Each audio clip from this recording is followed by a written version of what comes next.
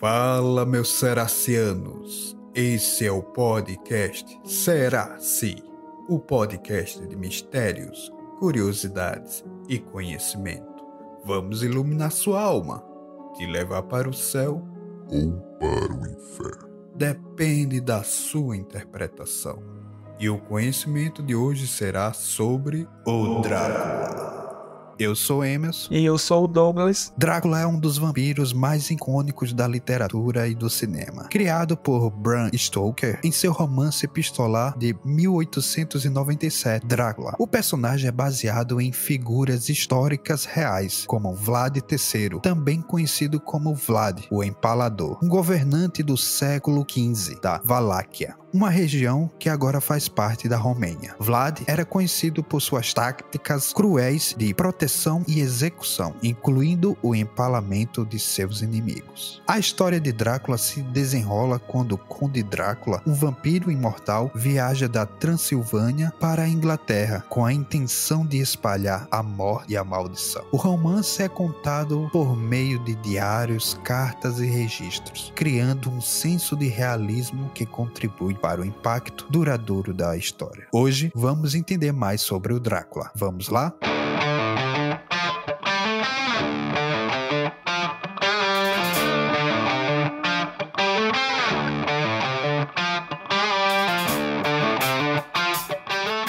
Fala, ouvintes, agora a gente vai entender mais quem foi esse personagem que inspirou o surgimento do Drácula. Vamos entender mais sobre o Vlad III. Ele também é conhecido como Vlad o Empalador. Foi um líder histórico do século XV que governou a Valáquia, uma região que faz parte do que a gente conhece hoje como Romênia. Ele nasceu aproximadamente em 1431 e morreu por volta de 1476.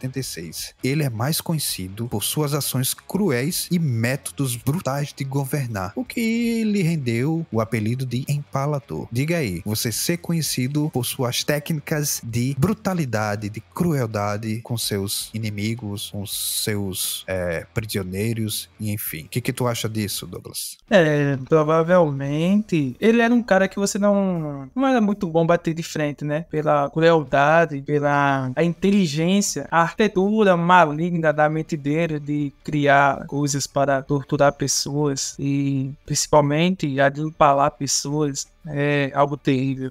Hoje a gente poderia dizer que seria um Vladimir Putin da vida. Afinal, o Putin ele não consegue perdoar seus inimigos, principalmente quando se trata de traição. Normalmente acontecem mortes misteriosas e até bem cruéis, como envenenamento até derrubada de aeronaves. Isso faz parte daquele povo. Traição não se perdoa. Traição resolve com certos desaparecimentos. O Vlad III era membro da Casa Dracônia, uma família nobre da Valáquia. Ele governou a Valáquia em 3 períodos diferentes, entre 1448 e até 1476. Essa época, a região estava sujeita a muitos conflitos e ameaças externas. Vlad III é frequentemente associado ao personagem fictício do Conde Drácula devido à sua opinião sanguinária e ao fato de Bram Stoker, o autor do Drácula, ter baseado parte do seu personagem nessa história do Vlad. E a característica mais notável que se percebe do Vlad III era a sua propensão para o empalamento, que é uma técnica de tortura e execução extremamente brutal. Ele empalava suas vítimas, muitas vezes inimigos ou prisioneiros de guerra, enfiando estacas afiadas pelo seu corpo, deixando elas agonizar até a morte. É muito característico porque você percebe que o vampiro, uma das formas de você matar ele, é enfiando uma estaca de madeira no seu peito. Então você percebe que ele realmente extraiu esses detalhes do Vlad para incorporar dentro do personagem. Foi uma boa ideia, né? Porque você consegue trazer um realismo a mais, né? Porque eu conto uma história, a pessoa vai, conta outra vai acrescentando uma coisinha, vai escrevendo sobre isso, escrevendo aquilo e tal. E sempre alguém vai aumentando mais alguma coisa. Eu acredito que o escritor se aproveitou muito disso também. Exatamente. E essa característica de crueldade era destinada justamente para causar terror e servir como um exemplo de poder e também de crueldade, porque assim, ele tinha que mostrar para os inimigos dele que ele era uma pessoa forte, imponente e que quem se metesse no seu caminho poderia muito bem sofrer as consequências de uma estaca no, óleo dentro do seu corpo. Bom, é importante observar que o Vlad III, embora tenha sua tolerância infame, é uma figura histórica complexa e sua governança envolve uma série de nuances. A sua crueldade e estratégia brutal foram influenciadas pelo contexto político-militar da sua época, afinal, eram constantes guerras que aconteciam entre os reinos. Então, essa imagem foi moldada por fontes históricas, tanto por lendas, tanto por mitos que surgiram ao longo do século. Mas diga aí, Douglas, você basear um personagem fictício em uma história real e você extrair esses elementos a ponto de fazer com que esse personagem fictício seja conhecido até nos dias atuais, com o lançamento de filmes, gibis, desenhos e por aí vai. Fora de ser um personagem bastante característico em época de Halloween. Foi uma boa estratégia, uma forma muito magnífica de se pensar do criador, né, do Drácula, se baseando em uma pessoa, porque mitos e lendas são baseados em algo, e ele teve a inteligência de basear em uma pessoa real, não só na imaginação. Ele não só imaginou tal, ele imaginou um personagem e interligou ele com alguém que realmente existiu, alguém que foi muito cruel, bastante cruel, ao ponto de empalar pessoas. Então daí que a origem do grande Drácula, sugador de sangue, o tenebroso, o das trevas, como muitos falam.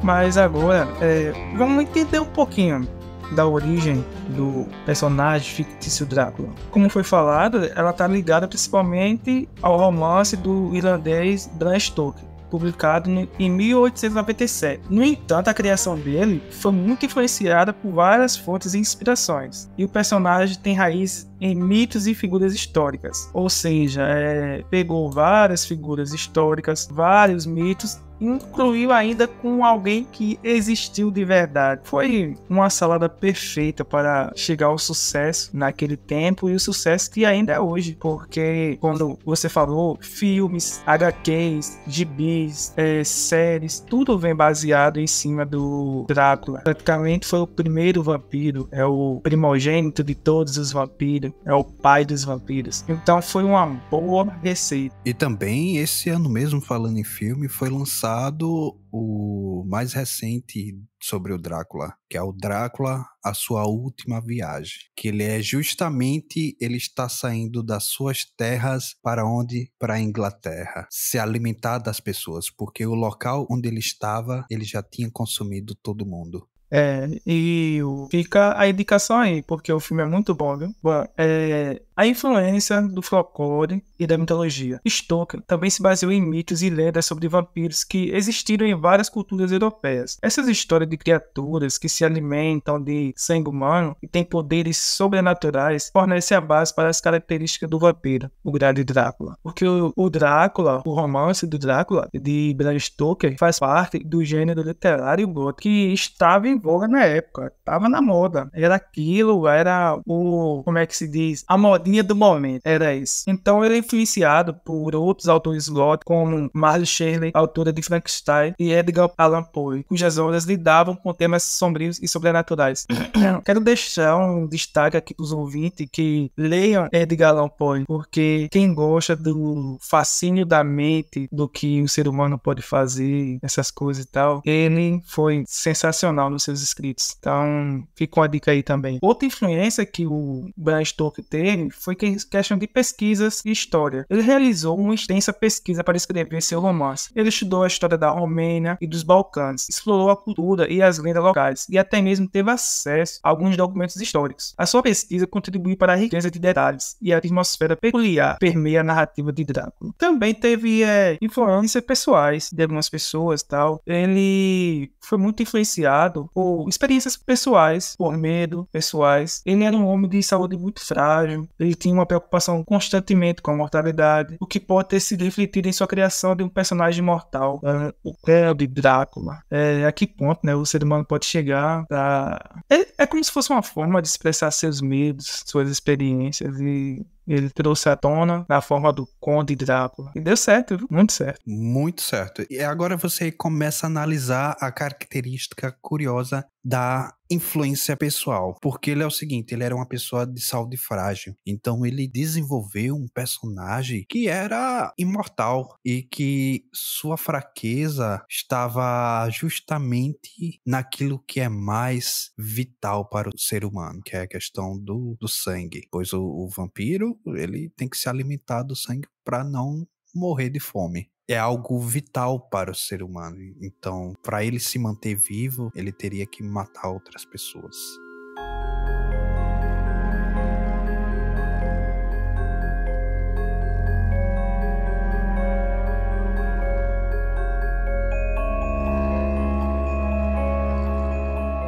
Agora vamos entender como o Drácula vivia. O Conde Drácula, interpretado no romance O Drácula, de Bram Stoker, é um vampiro imortal com uma série de características e hábitos específicos que definem o estilo de vida. E aqui eu vou mostrar algumas características de como ele vivia. O primeiro ponto, que aí é o mais característico, o mais forte, é a questão da imortalidade. Porque o Drácula, por ser um vampiro, significa que ele é imortal, que ele não envelhece e que não pode ser morto de maneira convencional, como um tiro na cabeça, se não for bala de prata, né? Ou doenças comuns, né? Ele pode viver séculos e séculos mantendo a sua juventude e vitalidade. Outra característica é a questão do vampirismo. Para manter a sua imortalidade, o Drácula, ele precisa se alimentar de sangue. E especificadamente sangue humano. Não é como em Crepúsculo que eles conseguem se alimentar de sangue de animal e fica tudo bem. Ali é modinha, pô. Ali é vampiro Nutella. Drácula não, Drácula é a raiz, mano. Arranca o pescoço, é jugular, sangue voar,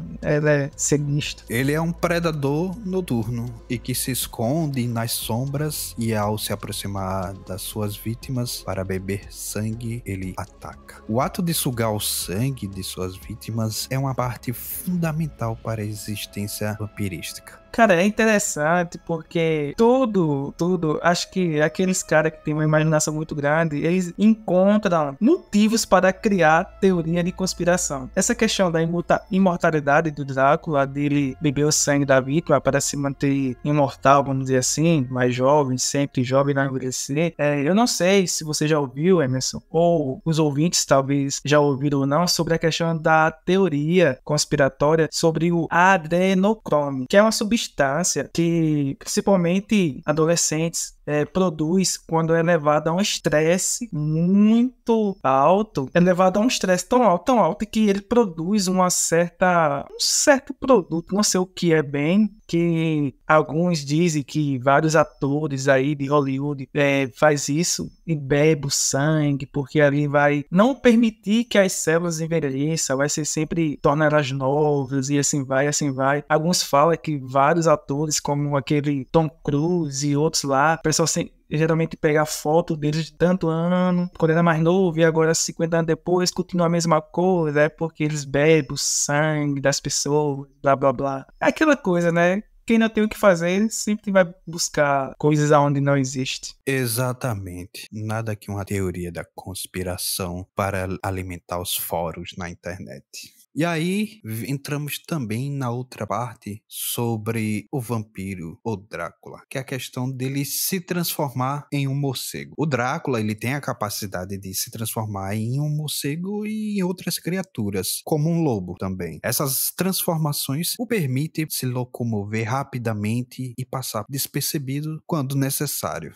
Já outra característica que é bastante presente no Drácula é a questão da habilidade hipnótica, que é frequentemente retratado como controle da mente de suas vítimas, fazendo com que elas se submetam aos seus desejos e ou se deixem se fascinar por ele, seduzindo a vítima, deixando ela cada vez mais próxima, prontinha para ele sugar seu sangue. Já aí, outra característica que não está presente nos filmes da saga Crepúsculo, que é a questão da aversão ao sol. O Drácula, ele evita o sol, porque isso é prejudicial aos vampiros e às muitas representações de vampiros. Porque ele é tipicamente ativo durante a noite e se recolhe em seu caixão durante o dia para evitar a exposição à luz do sol. Porque se ele se expõe ao sol, ele começa a pegar fogo, ele começa a derreter. E é uma das formas de você matar. Eles são mais dark. Eles são mais daquela, né, os Dark, Trevas e tal. Pô, no filme aí, Crepúsculo, o sol batia, os caras ficavam brilhando. Caramba, meu amigo, sério mesmo. Eu acho que de todos os filmes sobre vampiros e lobisomens, esse aí foi o mais horrível que fizeram. Pô, vê lá, Anjos da Noite, filmaço, vampiros contra lobisomens. Vê lá Van Helsing, a batalha final, o Drácula lá contra o lobisomem. Blade, lutando contra os vampiros. Pô, tudo raiz, porrada, sangue, essas coisas e tal. O sol queimando, pegando fogo, os vampiros e tudo. Aí você chega em Crepúsculo,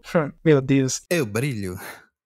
Outra questão dos vampiros é os poderes sobrenaturais. Além das habilidades hipnóticas e transformações, o Drácula também é retratado como tendo uma série de poderes sobrenaturais, como força super-humana, velocidade e capacidade de regeneração. Então, é por isso que matar ele é praticamente impossível, porque ele tem uma capacidade de se regenerar muito alta. Fora que ele é muito ágil, então você conseguir atingir ele, você precisa ser bastante estratégico, senão ele vai desviar com certeza e vai lhe atacar. E outro ponto que também fortalece a questão da imortalidade dele é a imunidade a danos convencionais. Por exemplo, é resistente a ferimentos e danos que mataria qualquer ser humano de forma normal, como feridas, objetos cortantes e venenos e doenças e por aí vai. E aí está a principal característica que pode tornar o Drácula frágil, que é a questão da transfusão de sangue regular. Se ele não consome regularmente o sangue, ele vai ficando cada vez mais fraco. Toda vez que ele toma esse sangue, aí sim ele consegue manter sua juventude, suas forças. É como um ser humano ficar sem comer durante alguns dias. Vai perder todas as suas forças. É a mesma coisa com o Drácula e o sangue. Outra característica que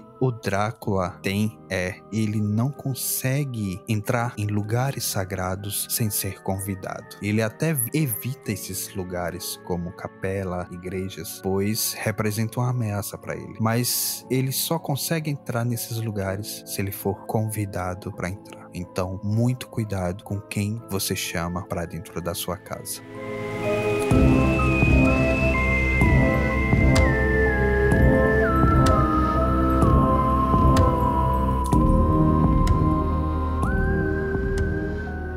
Agora, meus ouvintes queridos, todo herói tem seu vilão e todo vilão tem o seu herói. Cada um tem sua metade da laranja, a tampa da sua panela. Então Drácula tinha, pois ele teve um grande inimigo. Quem foi o maior inimigo de Drácula? A gente vai saber agora. Bom, o maior inimigo do grande conde Drácula, conforme retratado no romance, é o professor Abraham Van Helsing. Van Helsing é um dos personagens principais da história e é um renomado especialista em doenças obscuras e folclore vampiresco. Van Helsing é um oponente formidável de Drácula, devido ao seu conhecimento sobre vampiros e sua determinação em destruir o mal que ele representa. Ele é um dos primeiros a suspeitar das atividades sobrenaturais de Drácula e se torna líder de um grupo de pessoas que se unem para enfrentar o vampiro. O professor Van Helsing é habilidoso em usar os símbolos e as tradições associadas à caça aos vampiros, como estacas de madeira, alho e crucifixo. Ele também entende a psicologia de Drácula e suas fraquezas. Sua devoção à missão de proteger a sociedade contra o mal de Drácula é fundamental para a trama do romance. Meu amigo, o Van Helsing é tipo um Batman de caça-vampiro. O cara é muito preparado, bem preparado mesmo. Até a psicologia e as fraquezas do Drácula, o cara entendia de tudo. Mas é aquilo, né? Você tem que conhecer seu inimigo, senão é caixão em vela preta. Bom, além de Van Helsing, teve outros personagens como...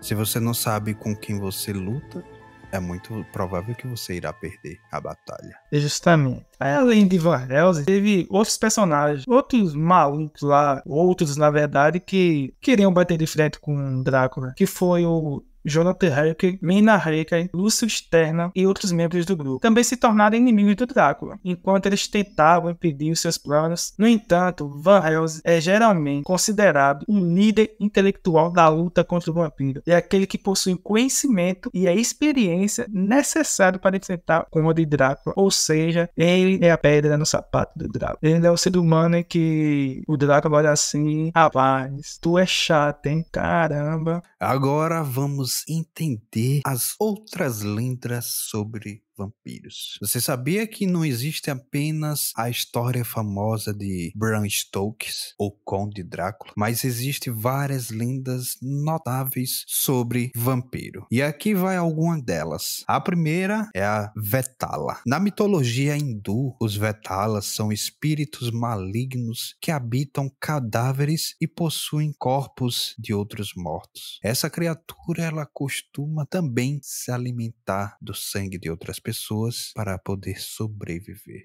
Essa criatura, que poderia ser parte do folclore brasileiro, ela está também presente em algumas partes dos Estados Unidos. Ela é descrita como uma criatura que se alimenta do sangue de animais domésticos como cabras e galinhas. Já ouvi falar. No interior, muitas pessoas comentam sobre, né? Cachorro, alguém, lobo, sei lá, o povo fala que pega as cabras, galinhas, bebe o seu sangue, blá blá blá. Pelo menos esse é mais. Não é mais, né? É menos. É só os animais. É, menos violento, né? Não é pessoas. O próximo é o Nosferatu. Embora tenha sido baseado no Drácula, o filme Nosferatu, de 1922, introduziu uma versão icônica do vampiro chamada Conde Orlok, que era uma interpretação não autorizada do personagem de Bram Stoker. Já o próximo dessa lista é o Strigoi. Na mitologia romena, os Strigoi são espíritos ou mortos-vivos que possuem habilidades sobrenaturais e se alimentam do sangue de pessoas. Muito provavelmente fez parte da influência de Bram Stoker na hora de desenvolver seu personagem. Já o próximo é Aswang. Nas Filipinas, a Aswang é uma criatura que pode se transformar em animais e se alimentar de fetos e carne humana e voar à noite. Essa é bem macabra, hein? Já pensou, o cara tá de boa noite, passa um bichão voando. Caramba, meu amigo. Já o próximo dessa lista é a Lâmia. Originária da Grécia Antiga, a lâmia é uma figura que se alimenta do sangue de crianças e é frequentemente associada à sedução feminina. Esse aqui é o que a gente poderia dizer que é o que se alimenta apenas de sangues de garotas virgens. Já o último dessa lista é o Manananggal. Nas Filipinas, o Manananggal é uma criatura que se separa ao meio durante a noite e sai em busca de sangue humano. Diga aí, ele se separa em dois para caçar sangue humano.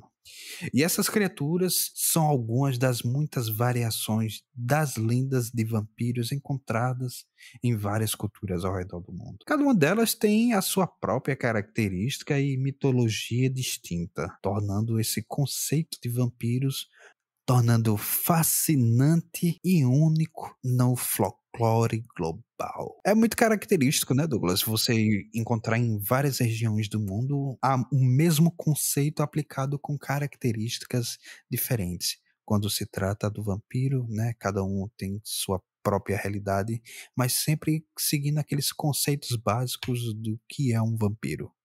Realmente. Para complementar o que foi dito, vou citar alguns outros nomes que podem ser associados ao Drácula em diferentes regiões. Assim, em várias culturas ao redor do mundo, o personagem Drácula ele é conhecido por diferentes nomes e variações, como já foi citado agora há pouco, né? Embora ele seja reconhecido como um vampiro icônico, algumas das variações regionais incluem Nosferatu, que foi citado um pouco em cima, e algumas representações e adaptações cinematográficas do personagem, ele é chamado de Nosferatu. Isso se tornou especialmente popular após o filme sombrio de 1922. Nosferatu é Inessifone de Girls, dirigido por Murnau. Embora não tenha sido uma adaptação oficial do romance de Bram Stoker, o filme é amplamente considerado uma versão do Conde Drácula, com o nome alterado devido a questões de direitos autorais. Ou seja, o cara fez uma cópia do cara sem autorização. Copiou e colou. Ctrl+C, Ctrl+V. Malandro, né? Também Foi do tipo,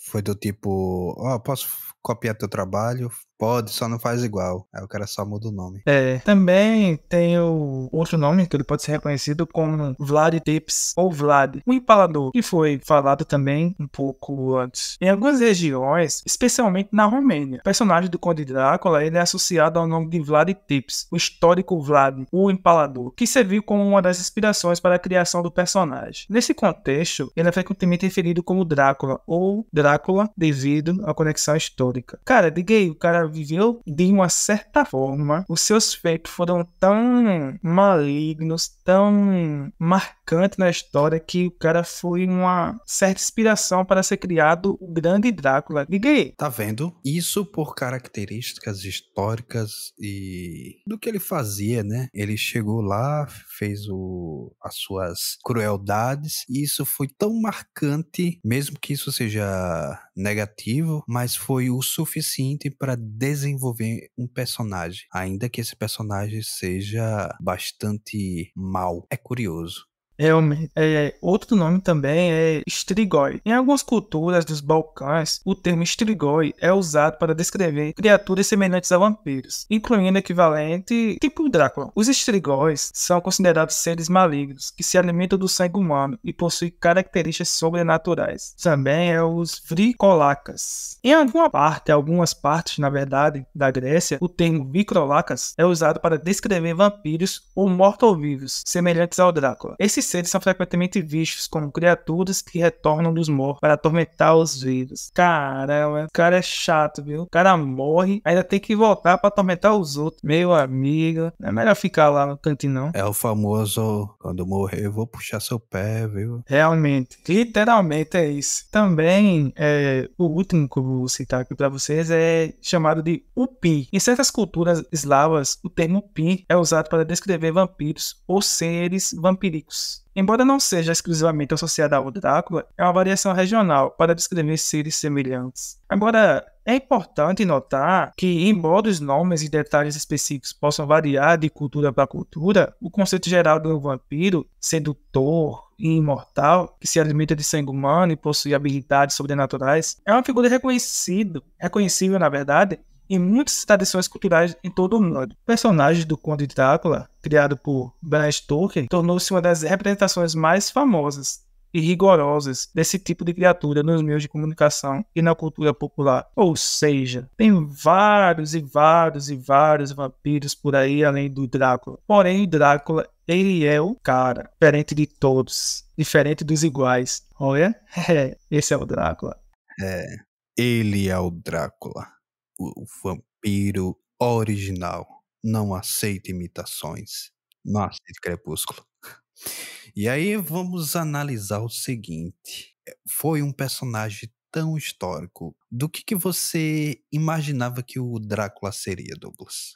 Cara, sei lá. No momento, nem não me vem nada à mente assim sobre. E pra você? Eu vejo o personagem do vampiro como parte dos mitos populares no mundo, principalmente por sua característica de matança. Porque para ele sobreviver, ele precisa matar outra pessoa, tirar sua juventude. E isso aí a gente pode até remeter em mitos que a gente tem aqui no país, como é o caso do Papa Figo, que ele tem que comer o fígado das crianças para poder manter a sua saúde e sua vida. Pois é, cara, não deveria ter outra forma de manter a saúde, né, desses caras, porque, caramba, pra que matar o povo? Vai fazer um exercício físico. Pois é, vai correr 10 km todo dia, vai levantar peso, academia, cara, vai matar o povo, é todo doido.